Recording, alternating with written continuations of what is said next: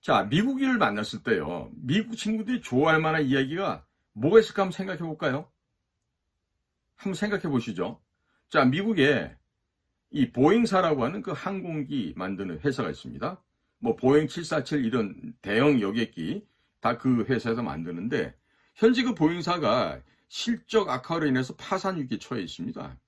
그러니까 보잉에서 만드는 조기 경보기, 대잠 초계기, 그다음에 아파치 헬기 이런 것을 야 우리가 좀 사줄게 대규모로 이렇게 하면요 이런 제안을 하지 않습니까? 미국 친구들이 눈이 번쩍 뜨이겠죠. 귀가 쫑긋해지고 자 그러면 이와 같은 무기들은요 우리도 중국, 북계 이것들을 견제하기 위해서는요 우리도 당장 필요한 물건들입니다. 그런데 우리가 아직 이런 부분에 있어서는 아직 우리 기술이 안 돼요. 그러니까 어차피 우리는 그런 기자재들 그런 무기 체계를 우리도 구매를 해야 됩니다. 그러니까 우리가 수량을 좀 더 늘려서 사주고 미국하고 관계 개선도 만들게 되는 거죠. 그래서 이런 국제 정치는요 조폭들이 하고 있는 도박판이라고 했었는데 아니 아무런 판돈도 안 올리고 돈 한 푼 안 올리고 대화가 되겠습니까? 자 이런 건요 우리가 책에서 무슨 국제 정치 외교 교과서라고 하는 그런 책은 백날 아니라 천년을 봐도 나오지가 않는 이야기들입니다. 자, 그래서 미국과 실질적인 관계를 개선하고자 하면 이런 미국의 무기도 대량으로 구매를 해주고 또 돈을 미국 측에서 밀어주는 이런 제스처가 필요한 것이에요. 그러면 미국에서도 일자리가 생기고 또 바이든 행정부도 선거를 앞두고 뭔가 생색을 낼 수 있지 않겠습니까? 체면있을 수 있게 된단 말이죠. 그러면 우리가 얻고 싶은 것이 있으면 뭔가를 먼저 줄 수 있어야 됩니다. 그래야만 원만한 거래가 성립이 됩니다. 자, 그러면 우리가 가게 가가지고 물건 살 때 돈 안 주고 그냥 물건 사올 수 있습니까? 똑같은 이치죠. 자, 지금 우크라이나 전쟁 덕분에 한국이 천문학적인 금액으로 무기를 팔 기회가 생겼습니다. 그러면 미국한테 자, 우리 무기 판다. 그런데 우리가 갖고 가는 이 무기들은 과거 너희들로부터 내가 사왔던 것이고 하니까 대신에 우리가 너네 나라까지 위험에 처해 있는 이 상황에서 미국을 지킬 수 있게 핵무장을 하게끔 양국 간에 정식 문서로 조약을 맺자라고 이렇게 제안을 해야 되는 겁니다. 자, 그렇기 때문에 이런 국제사회에서 이 냉엄한 이런 현장에서는요 혼자서만 다 독식하겠다 이렇게 하면요 죽습니다. 누군가에서 제거당할 수가 있습니다. 그러니까 자 무슨 일로 누군가 때문에 돈을 좀 벌었으면 돈도 좀 떼주고 밥도 좀 사고 인사도 하고 예? 이렇게 하는 게 국제 간의 관계를 원만하게 유지해가는 겁니다. 자 이런 기초적인 것을 국제 정치 외교 교과서 상에 쓰여져 있겠습니까? 자, 그리고 지금 미국이 생산하고 있는 해상작전 헬기가 있습니다. 이 해상작전 헬기도 대량으로 도입해서 한 번 더 주변 해역에 쫙 깔아버리면요. 미국 측에서 얼마나 흡족해 하겠습니까? 미국이 이런 함정을 전역으로 배치하게 되면요. 중국 함정들이 태평양으로 못 나오게 됩니다. 자, 그러니까 우리가 이렇게 하기 위해서는 국방비가 부족하다고 또 아우성칠 수 있어요. 그러면 자, 국방비 한 60조 원 되죠? 자, 국방비가 만약에 모자란다 하면요. 성인지 예산이라고 해가지고 좌파 운동권들 그 먹이로 던져주는 30조 원이라는 돈이 지금 곳곳에 지금 흩어져 있잖아요. 그거 다 모아서 국방비로 전환하세요. 국방비로 전환하면 대략 돈이 90조 원 가까이 될 겁니다. 그러면 우리 병사들 급여도 인상시켜 줄 수 있고요. 또 직업군인들의 임금도 월급도 한 30%씩 인상시킬 수 있습니다.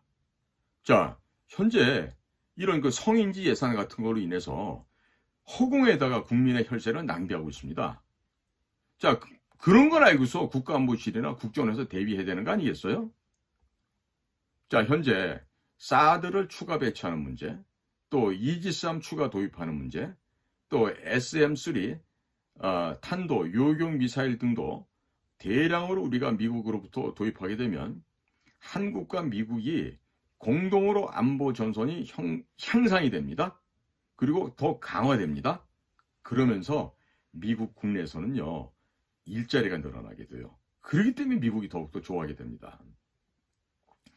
또 우리는 인천 덕적도 앞에 있는 덕정면, 배가리, 울돌이, 또 하얼범 인근 섬들 여러 개 사이를 메꿔서 인천공항만한 크기의 해상 군사기지를 만들고 거기에 미국의 공군기지도 오시오 라고 해서 한국과 미국이 공동으로 그 지역에서 근무를 하게 되면요, 미국도 매우 좋아하게 될 것입니다.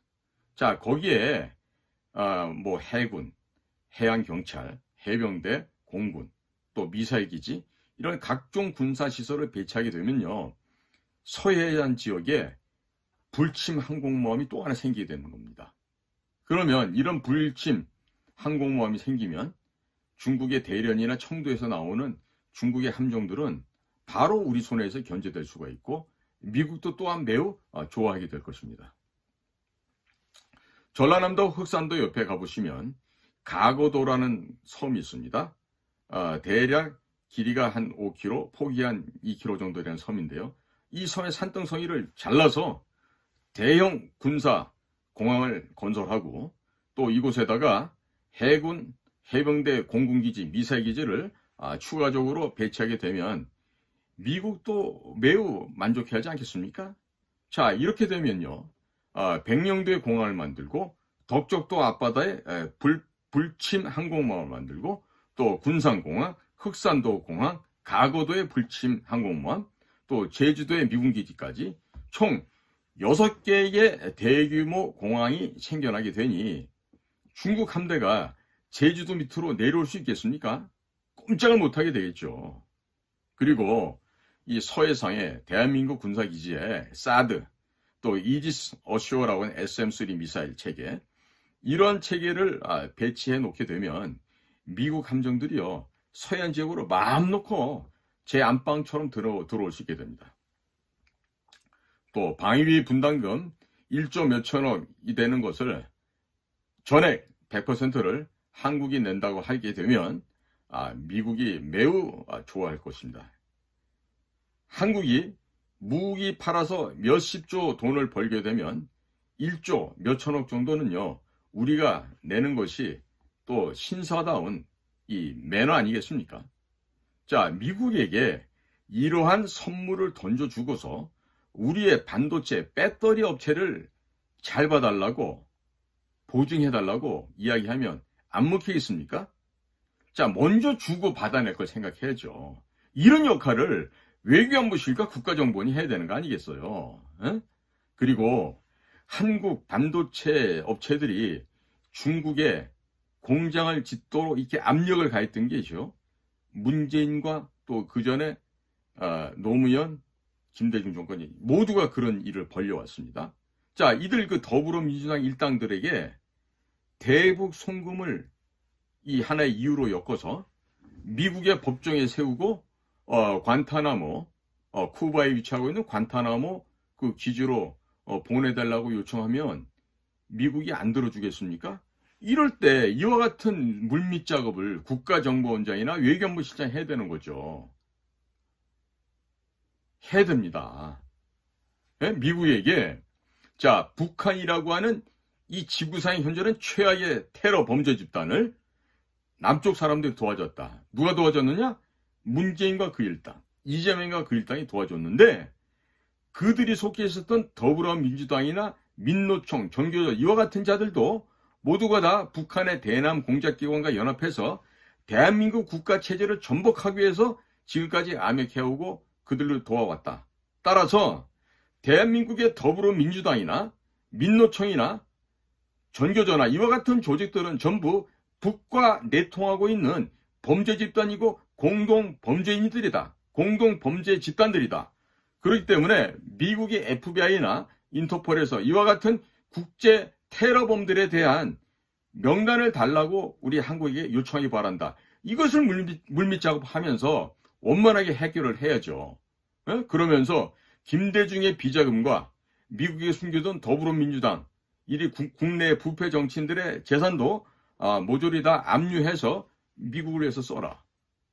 이 돈 갖고요, 워싱턴에 가가지고서 로비 자금을 써도 충분합니다. 아주 그냥 넉넉하게 쓸 수 있죠. 그럼 한미 간의 관계가 그야말로 찰떡이 아니라 악교로 붙인 것보다 더 단단해지지 않겠습니까? 이렇게 해서 미국의 FBI나 인터폴에서 우리 한국에 암약하고 있는 더불어민주당, 민노총, 또 전교조 이와 같은 것을 미국이 국제사회에서 테러단체로 규정을 하는 겁니다. 그리고 그들의 명단을 달라고 대무에 요청하도록 그렇게 만드는 거죠. 전 세계적으로 수배력이 떨어져서 이들이 어디를 가든지 붙잡힐 수 있고 미국이든 어디든 숨겨놓은 재산은 어디든지 다 압류해서 미국이 가져갈 수 있게끔 해놓으면요. 얼마나 미국이 선물을 받고 좋아하겠어요. 네? 게다가 이 점에 있어서 김대중이 한편으로 잘한 일이 있는 것 같아요. 그동안 숱한 거짓말을 해오고 북한은 핵을 개발할 능력도 없고 개발할 의지도 없다고 하면서 대한민국을 송두리째 기만하고 속여왔던 게 김대중이었는데 이 김대중 선상께서 이 대한민국이 위험할 걸 대비해가지고 미국에 돈을 좀 숨겨놨잖아요. 10조가 넘는다 하죠. 그걸 그냥 미국에게 드십시오. 드시라고. 이렇게 하면 미국 바이든 정부에서 한국 반도체나 전기차 배터리 이런 쪽에 욕심을 내겠습니까? 욕심 안 내게 됩니다. 예? 자, 이렇게 우리 김대중 선생께서 미국의 남몰래 미리 선견짐을 가지고 이 보관해놓은 이 돈을 우리가 적절하게 써야죠. 예? 그러면 우리 김기현 국정원장님 같은 분도 뭐 고향이 보니까 서울이 아니라 뭐 전라남도 나주라 하시는 것 같은데 그 김대중 선생의 뜻을 받들어서 미국에서 돈 갖다 줄 수 있게 그 터널을 만들어서 뚫어내고요. 그리고 우리나라의 반도체 기업들 또 배터리 업체들 좀 잘 해달라고 뭐 청을 하는 게 아니라 좀 갑질을 할 수도 있는 거 아니겠어요? 자, 이런 것이 바로 국가 간에 벌어지고 있는 국가 간의 고차원의 비밀 공작 사업인 거예요. 그럼 이런 비밀 공작을 누가 해야 돼?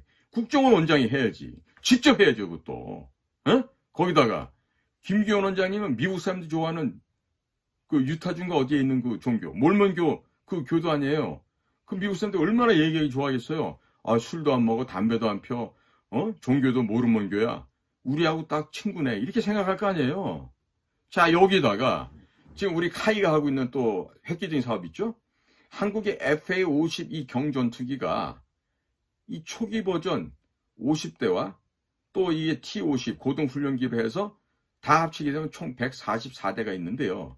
이것을 전량 헐값으로 그냥 필리핀이나 혹은 남중국해 밑에 있는 뭐 말레이시아, 인도네시아, 뭐 베트남 이런 국가들에다 팔고 말이죠. 최신형으로 성능을 개량한, 네? 그리고 그들에게는 또 성능 개량비를 또 명목으로 해서 또 추가적인 AS 비용도 받고 이렇게 해서 동남아 국가들의 공군력을 강화시켜주는 거죠. 그러면 미국이 지출할 돈이 엄청 줄어들게 될 거예요. 그리고 자, 생각해 보십시오. 필리핀, 베트남, 말레이시아, 인도네시아 이런 쪽에 공군력이 강화되고 해군력이 강화되졌습니까? 중국이 지금 제1도련선이다, 제2도련선이다 이렇게 해가지고 국제사에서 지금 망동을 하고 있는데 까불면서 나올 수 있겠습니까? 못 나옵니다. 자, 그러니까 우리는 오래된 기체들을 싼 값에 저 주변 국가들한테 이제 주문하게 되면 헐값으로 팔아내주고 또 계속해서 그 비행기를 수리할 수 있는 그 수리창을 갖다가 짓게 되면요. 완전히 밀착할 수 있는 그런 관계로밖에 될 수가 없습니다. 죄송합니다. 그래서 우리가 동남아 국가 애들은 중국 기체를 헐값에 파니까 그 사람들은 싸게 사서 좋죠. 그리고 우리는 거기서 생기는 돈을 가지고 새로운 전투기로 성능 개량할 수 있죠. 그러니까 우리 기업들은 이중으로 돈을 벌게 되는 그런 구도 아니겠습니까? 자, 그러면 우리 한국의 항공기업들의 돈도 벌어주면서 미국에게는 생색도 내고 이런 걸 해야죠. 자, 그리고 우리가 지금 현재 KF-21 보라매를 단좌형, 그 다음에 복좌형 지금 두 가지 다 지금 개발해서 지금 계속 시험을 하고 있는데, 이러한 우리가 제조한 항공기에 또 국산으로 제조한 초음속, 공대함 미사일, 이런 것들이 탑재가 될 예정이니까 이 중국 함정들이 함부로 이 중국해 바깥으로 나올 수 있겠습니까? 남지나 동지나 이거 뭐 지네 바다라고 나와서 이렇게 다닐 수 있겠어요? 안 됩니다. 자, 거기다가요, 지금 우리 대한민국 방산업체 중에 지금 잘 팔리는 게 K2, 흑표전차 K9, 이 자주포가 있는데요. 현재 우리 국내는 K1 계열의 구형 전차와 또 K55 계열의 구형 자주포들이 아직 많이 있어요. 그러니까 이러한 장비들을 베트남이나 필리핀에 헐값으로 넘기는 거죠. 그러면요, 대만이 안전해집니다. 중국도 감히 대만을 침공하기 어려워지는 상황이 됩니다. 자, 그렇게 해서 중국의 함정들이 이 남중국해에 신경을 많이 쓰도록 만들고 전선을 확장시켜 버리면요, 중국이 힘이 들어요. 대만에 침공할 수 있는 그런 신경을 집중할 수도 없고 그만한 여력도 안 생기게 됩니다. 그리고 이 동남아 국가들까지 군비 증강을 하잖아요. 그러면 중국이 군비 증강을 하다가 파산을 당하게 될 겁니다. 과거 미국과 소련 간에 벌어졌던 그 우주 솔트 전쟁에서 벌어졌던 그걸 기억해 보시면 중국도 똑같이 적용할 수가 있습니다. 그러면 미국에서는요, 소련과 군비 경쟁을 하면서 소련을 파산시켰죠. 그때 그 작업을 주도했던 사람이 누구냐면 CIA의 로버트 게이츠라고 하는 인물이 있었어요. 로버트 게이츠는 키도 한 170 정도밖에 안 돼요. 서양 사람 치고는 다부지게 생긴 사람인데, 미국 사람이지만 러시아 말을 러시아 사람만큼 했던, 그리고 러시아 사람이 미국 사람이 구분이 안 갈 정도로 현지화가 됐던 그런 요원이었는데, 결국 그런 사람들이 소련을 붕괴시키는 작업에 참여를 했고, 이후에는 CIA의 국장까지 하게 되는, 그러니까 미국이기 때문에 가능한 거죠. 대한민국 같으면 어린 반푼어치도 없는 얘기입니다.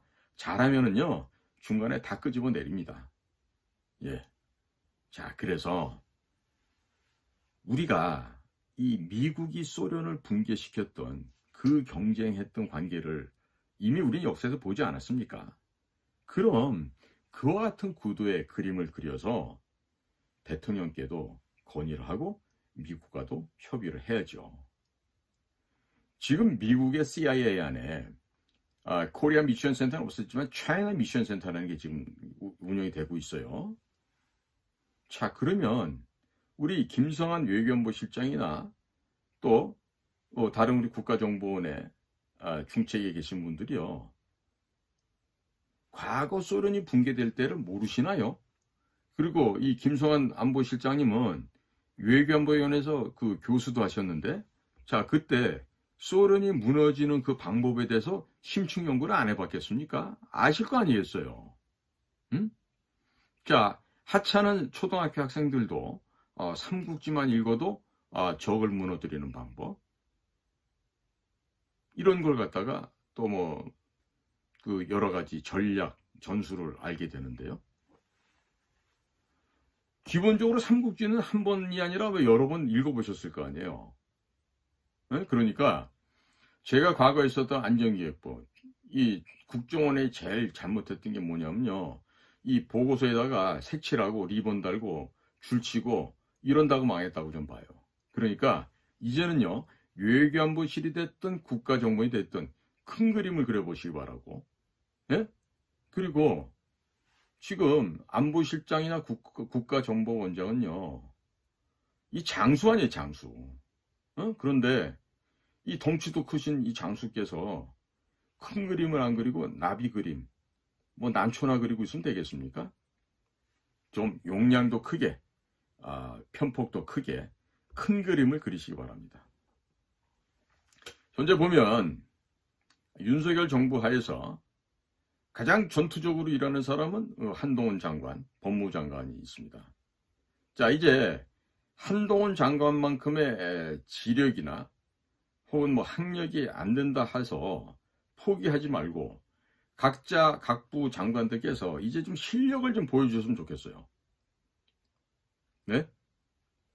지금 저같이 하찮은 국가정보원 퇴역한 이 늦다리 이 퇴역 공작관이 저도 이 정도 그림을 그리는데, 자, 현직에 있는 분들이 적어도 그림은 직접 그리고 색칠도 직접 해야 되지 않겠어요?